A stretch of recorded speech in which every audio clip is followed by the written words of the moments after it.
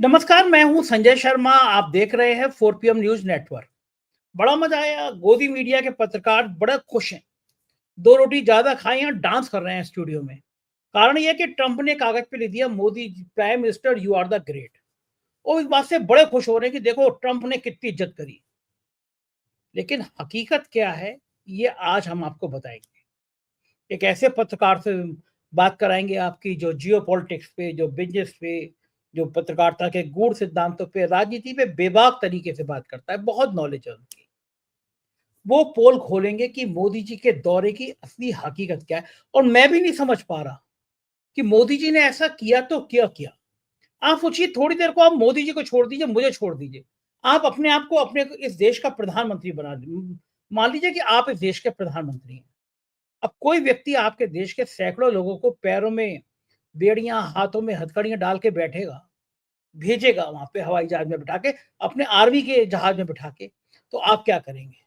वो लाख बुलाएगा आपको, सिर के बल खड़ा हो जाएगा, तो क्या आप जाएंगे? आप कह देंगे सवाल ही नहीं।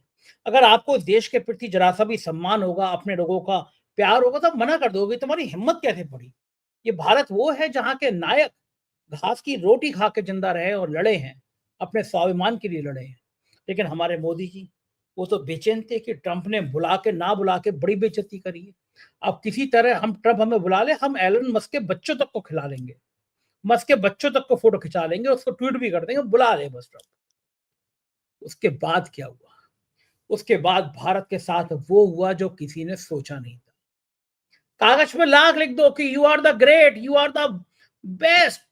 आपसे अच्छा कोई हुआ ही नहीं। आप तीनों लोग के में आपसे अच्छा कोई नहीं हुआ। मोदी जी आप सबसे बेहतर है। कागज के ढेर लगा दो लिख लिख के ट्रंप साहब। और फिर भारत के साथ वो कर दो जो सोचा नहीं था। भारत का शेयर मार्केट समझ गया कि ट्रंप के साथ मोदी ने, और मोदी के साथ ट्रंप ने क्या गोचा कर दिया। और बाजार धड़ाम हो गया। बाजार में हाहाकार मर गया, लोगों के हजारों करोड़ डूब गए। और ट्रंप भारत के साथ क्या करने वाला है, ये बात जब आपको पता चलेगी तो आपके रोंगटे खड़े हो जाएंगे। तो आपको बात समझनी है तो दिल थाम के राजीव रंजन की बात सुनिए। उससे पहले चैनल को सब्सक्राइब और ज्वाइन कर लीजिए। चलते हैं राजीव रंजन के पास। 4 PM न्यूज नेटवर्क में स्वागत है राजीव रंजन जी आपका। इन गोदी मीडिया के पत्रकारों को आज डंडे लगाने का मन कर रहा है। एक मुझे लगता है एक लाइन लिखकर आ गई है पीएमओ में हरेन जोशी जी की तरफ से कि सब एक चिट्ठी को, एक कमेंट को वायरल करो। सबके सब गोदी मीडिया के लोग वायरल करने में लग गए हैं कि देखिए हमारे प्रधानमंत्री का क्या सम्मान बढ़ गया। ट्वीट किया है अमेरिका के राष्ट्रपति ने फोटो, और एक कमेंट लिखा है। वो कमेंट में कोशिश करता हूं मैं आपको दिखा सकूं लोग कितने खुशी के मारे झूमे जा रहे हैं। और वो कमेंट है कि सुशांत सिन्हा ने लिखा है कि उफ, ट्रंप ने पीएम मोदी के लिए क्या लिख दिया। इंडी, अब वो इंडिया से फिर इंडी हो गया। इंडी एंड चिंदी का कलेजा फट गया होगा देकर गजबे है। और लगाया उन्होंने, लिखा my mister prime minister you are great, Donald Trump के साइन है। डॉक्टर राकेश पाठक जी उन्होंने बड़ा सही बात लिखी। उन्होंने लिखा है, हेलो सुशांत, अगर आपके भगवान की जगह भीकम सिंह कटकरिया जी भारत के प्रधानमंत्री होते, तब भी ट्रंप ये लिखता कि my prime minister you are the great. क्योंकि ये भारत के प्रधानमंत्री के लिए लिखा गया है, किसी व्यक्ति के लिए नहीं। इस मामूली सी बात पर क्यों इतने लहालोट हुए जा रहे हो? प्रसंगवश भीकम सिंह किटकटिया 90 के दशक में ग्वालियर के एक जुझारू मजदूर नेता हुआ करते थे। लेकिन मेरे को गुस्सा क्यों आ रहा है गोदी मीडिया का, वो इसलिए आ रहा है कि आपने लिख दिया you are the great, you are the best, आपसे अच्छा कुछ है ही नहीं। कागज पे और 10 बातें लिख दिया ट्रंप कि मोदी जी आज तक आपसे अच्छा दुनिया में कोई व्यक्ति हुआ नहीं, आप ही सबसे अच्छे व्यक्ति हैं। और पीछे से टैक्स का बोझा लाद दे भारत के ऊपर। टैक्स को लेके जो कमेंट किया है, इन गोदी मीडिया के पत्रकारों को समझ नहीं आएगा। लेकिन शेयर मार्केट तबाह हो गया है, लोगों के हजारों करोड़ रुपया डूब गए हैं आज शेयर मार्केट में, क्योंकि ट्रंप ने टैक्स को लेके ये बातें कह दी हैं। ट्रंप ने क्या भारत को बुलाकर, भारत के प्रधानमंत्री को बुलाकर विश्वासघात किया, अपमान किया? कोई ऐसा सौदा, आप बिजनेस के पत्रकार हैं जाने माने, कोई ऐसा सौदा है जो ट्रंप की तरफ से फायदे में नजर आ रहा भारत को? राजीव भाई। बहुत बढ़िया सवाल पूछा है आपने संजय जी। देखिए, मोदी जी कुछ लेने तो गए नहीं थे, ये देने ही देने गए थे, क्योंकि ये पिक्चर फोटो ट्रम्प के साथ खिंचवाने के लिए बहुत ही ज्यादा बेताब थे। ये भारत को फायदा कैसे होगा, आप मुझे बताइए। आज की डेट में भारत और अमेरिका के बीच में जो ट्रेड है, गुड्स ट्रेड, मर्चेंडाइज ट्रेड, वो है $129.2 बिलियन का हुआ है 2024 में। ठीक है। उसके अंदर में अमेरिका का ट्रेड डेफिसिट भारत के साथ है $45 बिलियन का। ठीक है। तो अमेरिका हमसे ज्यादा एक्सपोर्ट कर रहा है, इंडिया कम जो है वो इंपोर्ट कर रहा है अमेरिका से। ठीक है। तो अमेरिका का ट्रेड डेफिसिट है, तो अमेरिका बोल रहा है कि भैया इस ट्रेड डेफिसिट को कम करो। और ये कोई अमेरिका इंडिया के लिए नहीं बोल रहा, चाइना के साथ में उनका ट्रेड डेफिसिट $300 बिलियन के आसपास का है। यूरोपियन यूनियन जो उनके एकदम नाटो में अमेरिका के साथ कंधे से कंधा मिला के जो चलते हैं, उन राष्ट्रों का जो यूरोपियन यूनियन है उसका 250 से $350 बिलियन के आसपास में ट्रेड डेफिसिट है। आपका कनाडा का $65 बिलियन का है। जो आपका ये है मैक्सिको, पड़ोसी मुल्क, $170 बिलियन का ट्रेड डेफिसिट है। तो ट्रंप जो है वो सोच क्या है कि मेरे को ये सारे ट्रेड डेफिसिट जो है वो कम करने हैं। संजय जी, ट्रंप की आप मानसिकता को समझिए। जैसे मोदी जी के पीछे यहाँ पे जो हर भावना का जो बीज रहता है वो रहता है हिंदुत्व, वैसे ट्रंप का जो बेस है, जो आधार है वोटिंग का, वो है वाइट अनएजुकेटेड मेल जो कॉलेज नहीं गया है। और ये जो अनएजुकेटेड मेल है, यानी जिसने सिर्फ स्कूल तक की पढ़ाई की है, कॉलेज की पढ़ाई नहीं की है, वहां पे कॉलेज की पढ़ाई बहुत महंगी रहती है, हमारे इंडिया की तरह नहीं है। तो उन लोगों के अंदर में एक इकोनॉमिस्ट है एंगस डेटन करके, एंगस डेटन और एनी केस, ये दो इकोनॉमिस्ट हैं। इन्होंने एक बहुत अच्छा वर्ड कॉइन किया है, डेथ बाय डेस्पेयर। ठीक है। डेस्पेयर का हिंदी में मतलब होता है निराशा, निराशा से मृत्यु। और उन्होंने बताया है कि अमेरिका के अंदर में ये जो ट्रंप का वोटर बेस है, अनएजुकेटेड व्हाइट मेल, इनके बीच में सुसाइड के केसेस जो है वो लगभग दुगने हो गए। ठीक है। आपका सिरोसिस यानी दारू पी पी के जो लीवर खराब हो जाता है, वो निराशा में उसके केसेस 50% बढ़ गए हैं। आपका ड्रग ओवरडोज से जो डेथ है वो 353% बढ़ गया है। कौन से 2 साल के बीच में? 1999 से लेकर 2013 के बीच में, 2014 के बीच में। तो ये इस तरीके से बढ़ा है। तो ये जो वाइट अनएजुकेटेड मेल जो है, इसमें जो निराशा फैली है, ट्रंप यही बोल के आए हैं कि मैं इस वाइट अनएजुकेटेड मेल की निराशा का मेन कारण है बेरोजगारी। अमेरिका से सारे रोजगार बाहर जा रहे हैं और अमेरिका के बिजनेसमैन बाहर फैक्ट्रीज खोल रहे हैं और वहां रोजगार क्रिएट कर रहे हैं। मैं ये सारे रोजगारों को वापस अमेरिका के अंदर में लेके आऊंगा। तो ये जो डेथ ऑफ डिस्पेयर जो है, इसके ऊपर में कंट्रोल करना जो है, ये इनका मेन एम है और इसी प्लान पे वो चुनाव जीते हैं। अब ये जो रोजगार बाहर गए हैं, इसके सबसे बड़े फायदा किन राष्ट्रों को हुआ है? सबसे ज्यादा फायदा हुआ है चाइना को और इंडिया को हुआ है। ठीक है। सबसे ज्यादा रोजगार इन्हीं दो राष्ट्रों में क्रिएट हुए। तो अमेरिका अब भारत में रोजगार क्रिएट करने के पक्ष में तो सोच ही नहीं सकता है, क्योंकि जो ट्रंप का वोटर बेस है, जो मास बेस है, वो पूरा का पूरा जो है वो डेथ ऑफ डेस्पेयर के जो है चुंगल में है। और ये डेथ ऑफ डेस्पेयर से इनको बाहर निकालना है, इनको निराशा से बाहर निकालना है। तो निराशा से बाहर निकालने के लिए ट्रंप ने सोचा है कि सारे उद्योग धंधों को वापस अमेरिका में लेके आया जाए और ट्रेड डेफिसिट को कम किया जाए। ऐसा कोई गोदी मीडिया का चैनल जो है समझाएगा नहीं, बताएगा नहीं। ट्रंप की मजबूरी है, क्योंकि उनकी पूरी राजनीति जो है ये वही वाइट अनएजुकेटेड मेल के भरोसे है।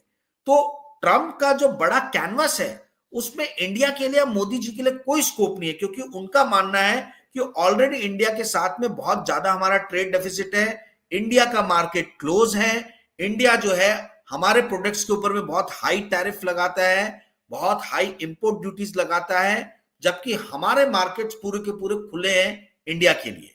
तो हम जो है, हम क्यों इंडिया को और मौका दें?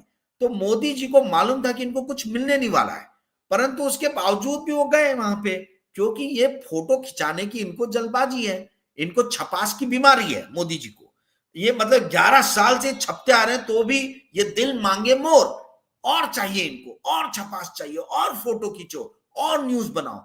मोदी जी वहां से कुछ लेके आने नहीं गए थे, ये बोलने के लिए गए थे कि भैया हम आप और रिश्तों को सुदृढ़ करेंगे, आपके देश में जो भी अनैतिक रूप से जो है, असंवैधानिक रूप से जो भारतीय गए हैं उनको हम वापस लेने के लिए तैयार हैं। और ट्रंप ने तो यहां तक बोल दिया है कि आप नेचुरल गैस और पेट्रोल जो है, जो $45 बिलियन का जो ट्रेड डेफिसिट है इंडिया और अमेरिका के बीच में, इस ट्रेड डेफिसिट को भरिए और आप रशिया से नहीं अमेरिका से पेट्रोल डीजल यानी क्रूड खरीदिए और गैस खरीदिए, जो रशिया हमको सस्ते में दे रहा है, जो हमारा बहुत निकट दोस्त है, जिसने पिछले 3 साल से भारत में महंगाई को कम करने में बहुत बड़ा रोल प्ले किया और गवर्नमेंट की रेवेन्यू को बढ़ाने में बहुत बड़ा रोल प्ले किया। क्योंकि ये तो Indian oil corporation Bharat petroleum को सस्ते दामों में ऑयल उपलब्ध करा रहा था, रिलायंस को भी करा रहा था, परंतु इनका कोई फायदा इंडियन कंज्यूमर्स को तो मिला नहीं, क्योंकि यहां तो पेट्रोल डीजल के दाम कम हुए नहीं। तो सरकार ने लबालब पैसे कमाए, जीएसटी के दायरे में है नहीं ऑयल, तो सभी ने सारी सरकारें लबालब हो गई। क्यों? क्योंकि रशिया जो है आपको सस्ते में क्रूड दे रहा था, गैस दे रहा था। अब ट्रम्प जी ने बोला है कि अब ये नथिंग डूइंग, ये चलेगा नहीं, आप जो है अमेरिका से लीजिए ऑयल और नेचुरल गैस। तो अब इंडिया जो है दुविधा वाली सिचुएशन में फंस गया है। तो मुझे नहीं मालूम है कितने गोदी मीडिया के चैनल, सैटेलाइट चैनल ऐसे समझाएंगे कि भाई अमेरिका की जो नीति है, ट्रंप की जो बेसिक पॉलिटिक्स है, उस बड़े कैनवास में इंडिया के लिए कोई स्कोप नहीं है, क्योंकि इंडिया ट्रेड सरप्लस कंट्री है बनिस्पत अमेरिका के। मतलब जब अमेरिका से कंपेयर करें तो इंडिया ज्यादा एक्सपोर्ट करता है और अमेरिका कम एक्सपोर्ट करता है इंडिया को। जी संजय जी। राजीव जी, आपने तो बिल्कुल भक्तों के दिल पे छुरी चढ़ा दी गोदी मीडिया के, ऐसी बातें बता के। लेकिन मुझे बताइए, ये तो दादागिरी है भाई। हम रूस से खरीदे, पाकिस्तान से खरीदे, चीन से खरीदे, लंदन से खरीदे, तुम्हें क्या मतलब? ये दादागिरी मोदी जी जवाब नहीं दे पाए कि भैया तुम कौन होते हो ट्रम्प चाचा? एक तो तुमने बुलाया नहीं मुझे अपने शपथ ग्रहण समारोह में, वो ऊपर से मुझे दादागिरी दिखा रहे हो। और तीसरी बात कि आने से पहले हथकड़ी बेड़ी।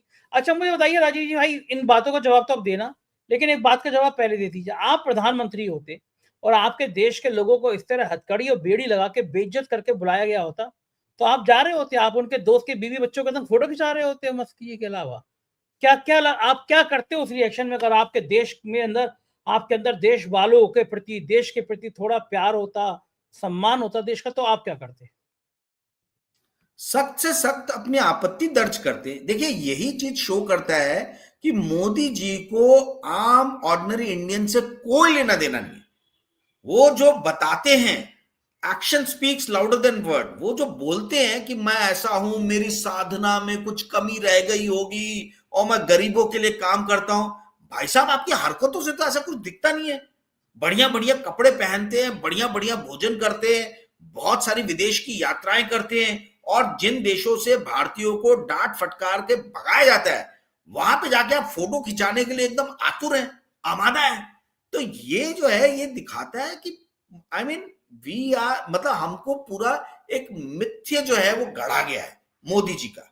मोदी जी को आम ऑर्डिनरी इंडियन से कोई लेना देना नहीं है। ये उसी दिन स्पष्ट हो गया था जब कोलंबिया ने अपने देश में अमेरिका के हवाई जहाजों को उतरने नहीं दिया था, सैन्य जहाजों को, क्योंकि वहां पे बेड़ी लगा के कोलंबियंस को लाया गया था। और उसी के 2 दिन बाद इंडिया में आए और इंडिया में बड़े आराम से छोड़ के गए वो लोग। उसी दिन समझ में आ जाना चाहिए था कि मोदी जी की जो है वो उनका झुकाव किस तरफ है। मोदी जी के जो एक्शंस हैं और उनके वर्ड्स हैं वो मैच नहीं करते हैं। आप बताइए कौन सा देश, मतलब आपने पूछा कि मैं रहता तो मैं क्या करता।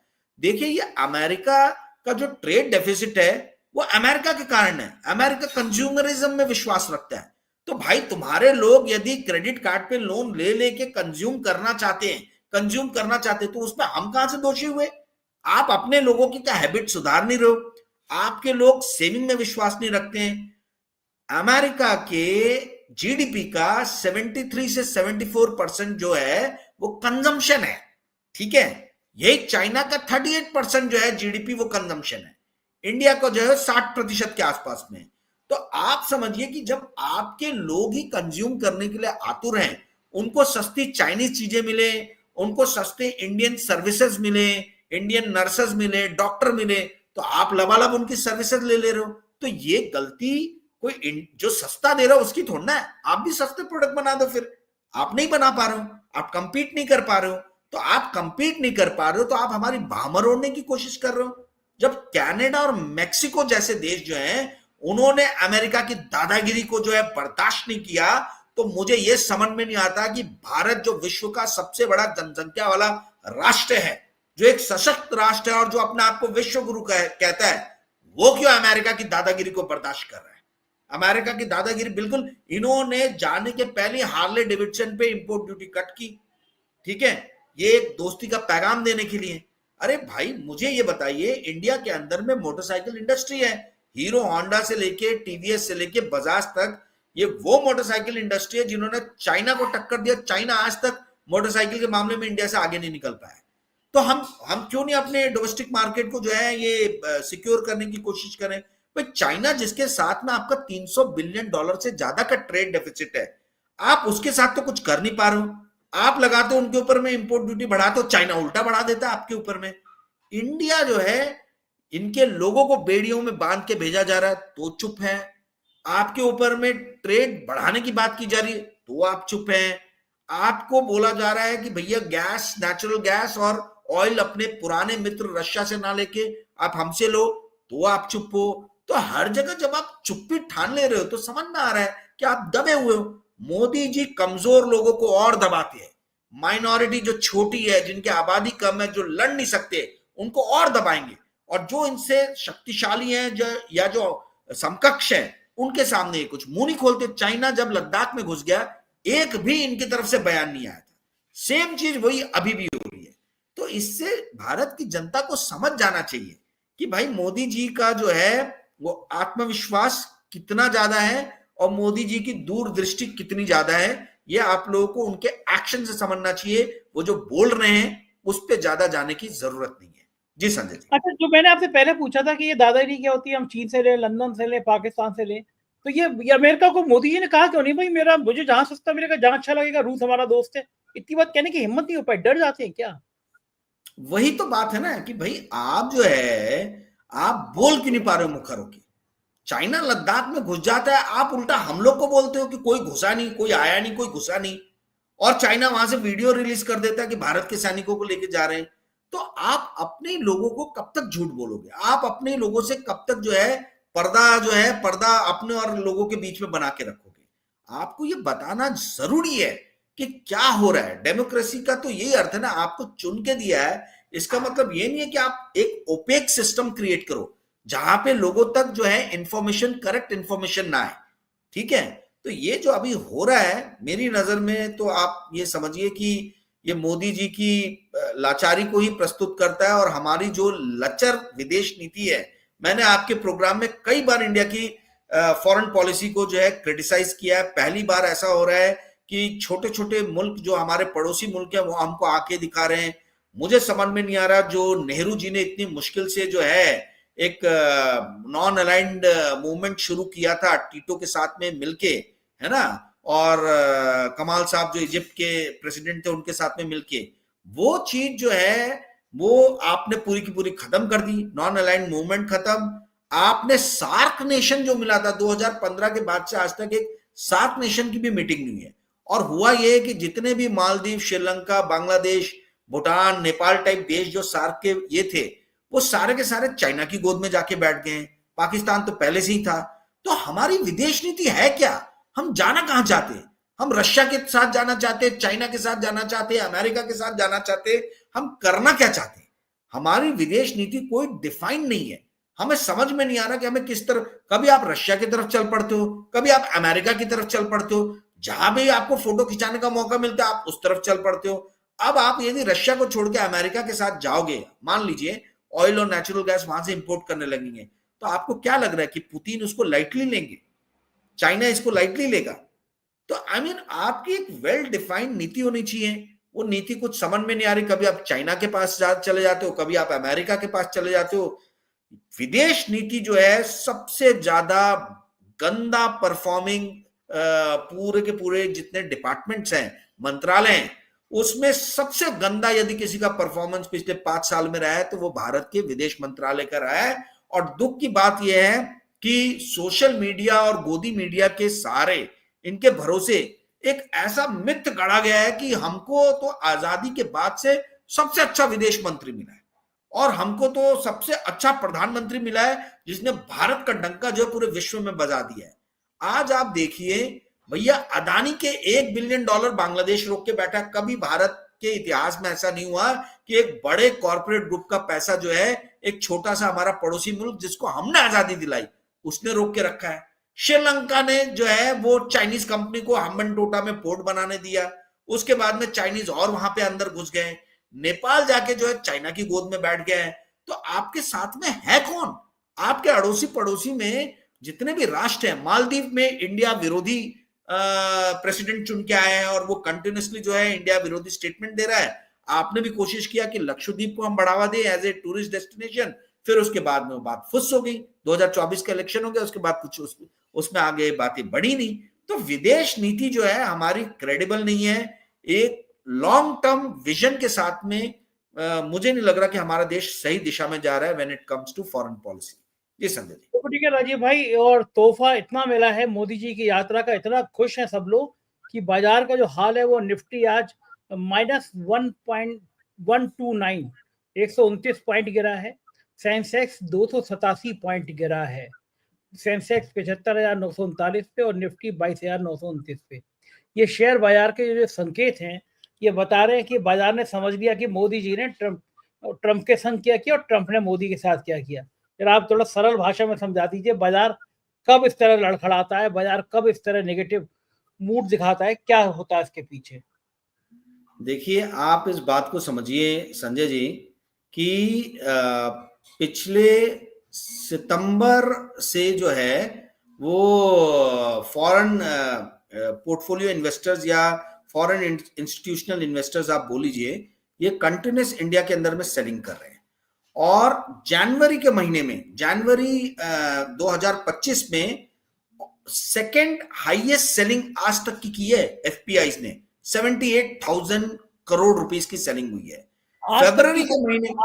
आज तक की सबसे ज्यादा है, सबसे ज्यादा सेकेंड हाईएस्ट जो आज तक की जो सेलिंग हुई है फॉरेन पोर्टफोलियो इन्वेस्टर या फॉरेन इंस्टीट्यूशनल इन्वेस्टर्स, एफआईएस, जो भी आप नाम से इनको जानते हैं, सबसे ज्यादा सेलिंग जो हुई है वो 78,000 करोड़ की। सेकेंड हाईएस्ट सबसे ज्यादा जनवरी 2025 में हुई है 78,000 करोड़ की। और सबसे ज्यादा सेलिंग हुई है अक्टूबर 2024 में 94,000 करोड़ की। Can you believe this? मतलब फॉरेन इंस्टीट्यूशनल इन्वेस्टर्स जो हैं वो छोड़ के देश को जा रहे हैं। अक्टूबर के महीने में 94,000, नवंबर के महीने में 21,000 करोड़ रुपए, और मैंने जनवरी का तो आपको बताए। तो ये टोटल अगर आप कर लेंगे तो 1.5 लाख करोड़ के आसपास की जो है सेलिंग किया है फॉरेन इंस्टीट्यूशनल इन्वेस्टर्स ने। नेट सेलिंग जो है यानी बाइंग और सेलिंग मिला के ये 11-12 बिलियन डॉलर क्रॉस कर दिया है। ठीक है, तो मतलब बुरी स्थिति है। अमेरिकन, यूरोपियन यूनियन के जो फॉरेन इंस्टीट्यूशनल इन्वेस्टर्स हैं, लंदन बेस्ड इन्वेस्टर्स हैं, ये पूरा माल बेच के इंडिया में जा रहे हैं। और उसका रिफ्लेक्शन जो है आपको इंडिया की करेंसी पे दिख रहा है। करेंसी 87 पे 88 के आसपास में पहुंच गई है। तो ये करेंसी जो है, ये हमारी महामुहिम जी ने बोला था, मोदी जी ने, कि ये किसी भी देश की जो इकोनॉमिक गतिविधियों का जो है ये रिफ्लेक्शन है करेंसी। और करेंसी दिन पे दिन गिरती जा रही है, नहीं भारत की इज्जत दिन पे दिन जो है गिरती जा रही है। तो अब क्या बोलेंगे ये? भाई आपने मनमोहन सिंह के टाइम में तो भारी भारी डायलॉग दिया, बहुत बड़े अर्थशास्त्री हो गए थे। तो अब जो है आपके टाइम में 87-88 पे चला गया है डॉलर के मुकाबले रुपया, तो आप क्या बोलेंगे? क्या भारत की आर्थिक स्थिति जो है वो दिन पे दिन डावाडोल होती जा रही, गिरती जा रही है? मैं आज आपको संजय जी बता रहा हूं, मार्क माई वर्ड्स, जिस तरीके से पिछले 4 सालों में कोरोना के बाद से डोमेस्टिक इंस्टीट्यूशनल इन्वेस्टर्स को ऐसा प्रतीत कराया गया कि ये सच्चे देशभक्त हैं क्योंकि ये इंडिया के स्टॉक मार्केट में स्टॉक्स खरीद रहे हैं। ठीक है, और भर भर के जो है रिटेल इन्वेस्टर से इन्वेस्टमेंट कराया गया। यहां तक कि ईपीएफओ में जो हमारे पैसे जाते हैं एनपीएस इन सब में जो पहले एक लिमिट हुआ करती थी, ईपीएफओ में टोटल इसका सिर्फ 5% ही जो है आप पैसा डाल सकते थे पेंशन का, आज वो बढ़ा के 15% कर दिया गया है। एलआईसी स्टॉक खरीद रहा, सबको इंस्ट्रक्शन है, एसबीआई म्यूचुअल फंड सबको इंस्ट्रक्शन है कि आप खरीदो। तो जो ये फॉरेन इंस्टीट्यूशनल बेच के जा रहे हैं और ये अपने डोमेस्टिक घरेलू वाले खरीद रहे हैं, उसके बाद भी मार्केट में जो है गिरावट थमने का नाम नहीं ले रही है। एंड मार्क माई वर्ड्स, अगर 30% मार्केट टूट गया, 25% मार्केट यहां से टूट गया, तो आप ये समझिए कि नरेंद्र मोदी की सरकार को गिरने में ज्यादा वक्त लगेगा नहीं। अरे इनका बाप रे, पूरा का पूरा जो आधार है वो मिडिल क्लास है, और मिडिल क्लास को इन्होंने लॉलीपॉप दिया है स्टॉक मार्केट का। जिस दिन स्टॉक मार्केट धराशायी होना चालू हो जाएगा और रुकेगा नहीं, चाहे डोमेस्टिक इंस्टीट्यूशंस आ जाए, एलआईसी आ जाए, एसबीआई म्यूचुअल फंड आ जाए, ये गिरावट रुकने का नाम नहीं लेगी। जब लोग एसआईपी रोक देंगे, आप समझिए कि इस मोदी सरकार का जो तिलिस्म बनाया गया है, जो एक मिथ्य रचा गया है इनके इर्द गिर्द कि भाई ये बहुत ही आकर्षक गवर्नमेंट देते हैं, वो पूरा का पूरा मिथ्य जो है वो धूमिल हो जाएगा। आप देखते जाइए और ये होगा भी। और करेंसी उसका एक रिफ्लेक्शन दे रही है। ये ट्रेड वॉर बढ़ा, टैरिफ वॉर बढ़ा, तो उसका सबसे ज्यादा इफेक्ट जो है आपको इंडिया पे नजर आएगा उसका, because we are the net importing country. हम ज्यादा इंपोर्ट करते हैं, एक्सपोर्ट कम करते हैं। जी संजय जी। बाप रे बाप, बड़ी खतरनाक बातें कर दी आज तो, मुझे आपने डरा दिया। एक चीज और मुझे लगता है कि मोदी जी को बड़ा गुस्सा आता होगा कि अमेरिकन पत्रकार काबू में क्यों नहीं आते। अपनी जिंदगी की दूसरी प्रेस कॉन्फ्रेंस की मेरे ख्याल से, भारत में तो कोई की नहीं, पहली बार अमेरिका में की, तो वहां एक महिला पत्रकार खड़ी हो गई, भारत के लोकतंत्र की बातें करने लगी, अल्पसंख्यकों पे, जर्नलिस्टों पे जो हमले उनकी बात करने लगी। आज भी एक पत्रकार ने पूछ लिया अडानी के रिश्तों को लेकर, मोदी जी का चेहरा थोड़ा असहज हो गया। उन्होंने वहां सफाई दी कि भाई दो राष्ट्राध्यक्ष बैठते हैं तो ऐसे किसी व्यक्ति विशेष के बारे में बात नहीं करते हैं। मोदी जी देश में आके भी एक बार प्रेस कॉन्फ्रेंस कर लेना, क्या समस्या क्या लगती है, क्यों नहीं करेंगे? मैं तो बोलता हूं, देखिए आज 4 PM इंडिया का सबसे बड़ा सोशल मीडिया का चैनल है। आप यदि टेलीविजन चैनल में आज तक को इंटरव्यू दे सकते हो ये बोलते हुए कि सबसे बड़ा चैनल है सैटेलाइट इसमें, तो 4 PM को तो इंटरव्यू इनको देना ही चाहिए। ये एक बार संजय शर्मा और राजीव रंजन सिंह के साथ बैठ जाए। भाई आप 4 पत्रकारों को बुलाते हो ना, या चलो संजय शर्मा को ही दे दे अकेले, आप एक बार इंटरव्यू तो दीजिए। आज 4 PM ने अपनी मेहनत से नंबर 1 पोजीशन पे अपने आप को स्टैब्लिश किया है, तो आप 4 PM के पत्रकारों से क्यों नहीं बात करते हो? मैं तो चाहता हूं कि एक बार ये बुलाए हमको और एक बार इंटरव्यू दे दे, दूध का दूध और पानी का पानी हो जाएगा। सही मोदी बात जी है। इंटरव्यू इसलिए नहीं देते हैं क्योंकि मोदी जी को पता है कि इनके इनके जो इनसे जो सवाल पूछे जाएंगे और जो वीडियो बनेगा उसकी एडिटिंग पीएमओ में 4 PM नहीं होने देगा। ये हाँ, इजाजत संजय शर्मा नहीं देगा। प्रश्न ये यही इनको जो लॉलीपॉप है इनसे, ठीक है। तो ये चीजें जो है मोदी जी बखूबी समझते हैं कि भाई मेरे को कोई इजी क्वेश्चन, लॉलीपॉप वाले क्वेश्चन जहां मेरी इमेज बिल्डिंग हो रही हो, मुझसे पूछा नहीं जाएगा। मुझे कटघरे में रखा जाएगा अर्थव्यवस्था को लेके, मुझे कटघरे में रखा जाएगा मणिपुर को लेके, मुझे कटघरे में रखा जाएगा किसानों को लेके। तो इन सवालों का सामना करने की हिम्मत कहां है मोदी जी के अंदर? जी संजय जी। बिल्कुल ठीक कह रहे हैं, और लोग बड़ा मजे ले रहे हैं। वो कह रहे हैं कि वहां पे मोदी जी, आप एलन मस्क के बच्चों को खिलाने गए थे या देश की टैक्स वापस करने गए थे? लोग छोड़ भी नहीं रहे हैं वैसे, मजे ये भी ले नहीं, रहे हैं। आप देखिए एक चीज समझ में आ गया मोदी जी की, मतलब ये जो जबरदस्ती की जो अमेरिका यात्रा इन्होंने बनाई है, इसके अच्छे नुकसान कर, सिग्नल चाइना और रशिया में भी नहीं गए। मैं आपको हाँ जो बोल रहा हूं कि फॉरेन पॉलिसी जो है इनकी कुछ समझ में नहीं आ रही है। देखिए डोनाल्ड ट्रंप जो है वो जितने भी ऑटोक्रेट लीडर्स हैं, चाहे पुतिन हो चाहे शी जिनपिंग हो, इनके बहुत बड़े प्रशंसक हैं, इनके बहुत बड़े जो है मतलब फैन है डोनाल्ड ट्रंप। ठीक है, तो ये पसंद करते हैं क्योंकि ये खुद ही उस तरीके के लीडर है। उस अब तरह के। आप, हाँ, खुद ही वो उस तरीके के ऑटोक्रेटिक टाइप लीडर है। तो मोदी जी जो है वो जो एक इमेज देना, मतलब एक इंडिकेशन जो देना चाहते हैं इंडिया में, राहुल गांधी को बहुत लिबरल माना जाता है, बाकी जो लीडर्स है बहुत लिबरल माना जाता है, तो उनको शायद एक इंडिकेशन या हिंट देने के लिए भी जो है ये मोदी जी वहां गए थे कि आप वहां मतलब वर्ल्ड की सबसे स्ट्रांग डेमोक्रेसी में जो है अपना प्रभाव जमाने के लिए मत सोचिए, क्योंकि मैं तो ऑलरेडी वहां के राष्ट्रपति के साथ बहुत हॉबनॉबिंग कर रहा हूं। ठीक है, तो आपके लिए कोई ज्यादा वहां स्पेस नहीं है, वो भी एक चीज है। और अदानी का तो एक मुद्दा है ही, अदानी का मुद्दा अवश्य इन दोनों के बीच में बातचीत हुई है। जिस तरीके से हमें दिख रहा है कि एफसीपीए में डोनाल्ड ट्रंप ने 180 दिन तक कहा है कि 180 दिन तक कोई एक्शन नहीं होगा। तो थोड़े दिन की तो इनको रियायत मिल गई है। सागर अदानी के खिलाफ बहुत स्ट्रांग सबूत है अमेरिका के पास में। तो ये डोनाल्ड ट्रंप के साथ में लेने वहां से कुछ गए नहीं थे, देने गए थे जहां तक देश का मामला है। पर जब अपने दोस्त का मामला है तो हो सकता है कुछ लेने गए हो जो मुझे और आपको नहीं पता है, वो आने वाले समय में पता चलेगा। कहावत है, चौबे जी छब्बे बनने गए और दुबे बन के लौटे। बहुत बहुत शुक्रिया राजीव भाई, आपने इतनी बातचीत की, समय दिया, थैंक यू। ये थे राजीव रंजन। सुना आपने, क्या फायदा ऐसा लिखने का, यू आर द ग्रेट और यू आर द बेस्ट। हमारे देश को तुम दादागिरी दिखा रहे हो, हमारे देश को ऐसी धमकी दे रहे हो। अरे मोदी जी, कम से कम इंदिरा गांधी का ध्यान कर लिया होता। कह दिया 7वां बेड़ा 8वां बेड़ा, कोई बेड़ा बेच दो, हम जिस लाइन पे चले हैं उस लाइन पे चलेंगे। पूरी दुनिया को संदेश दिया था, अमेरिका भी डरता था। और मोदी जी आप केवल फोटो खिंचाने के चक्कर में देश के साथ ये सौदा कर रहे हैं। दुख हो रहा है मुझे। आपको क्या लग रहा है कमेंट में जरूर बताइएगा। शुक्रिया, थैंक यू।